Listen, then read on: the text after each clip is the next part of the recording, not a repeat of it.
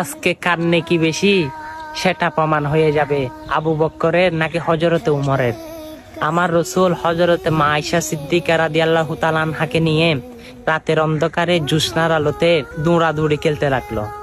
তখন মা আয়েশা সিদ্দিকা রাদিয়াল্লাহু তাআলা আনহা বলে, ইয়া রাসূলুল্লাহ, আকাশের মধ্যে আজকে জ্যোৎস্নার রাতে কতগুলো তারা দেখা যাচ্ছে, এই তারা পরিমাণ কারো থেকে কি নেকি আছে? তখন আমার রাসূল বলে, হ্যাঁ, আকাশের যত তারা আছে তার পরিমাণ নেকি হচ্ছে হযরতে উমরের। তখন মা আয়েশা সিদ্দিকা রাদিয়াল্লাহু তাআলা আনহা মন খারাপ করে ফেললো।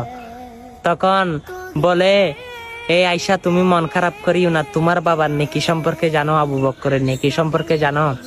যদি হযরতে উমরের যদি সারা আসমানের মধ্যে যে তারা দেখা যাচ্ছে সে তারা যদি এক পাল্লায় রাখেন, আর হযরত আবু বকর সিদ্দিকের মক্কা থেকে মদিনায় আমি হিজরত করেছি সেই রাতের ইবাদত যদি এক পাল্লায় রাখেন, হযরত আবু বকর সিদ্দিক রাদিয়াল্লাহু তাআলা আনহুর নেকির পাল্লা ভারী হবে। সুবহানাল্লাহ।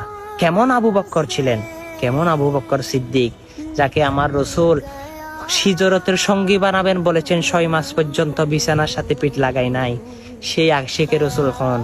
হ্যাঁ, এটাই হচ্ছে আবু বকর সিদ্দিক রাদিয়াল্লাহু তাআলা আনহু। সেই সাহাবায়ে কেরামদের রঙে রঙ্গিত হন।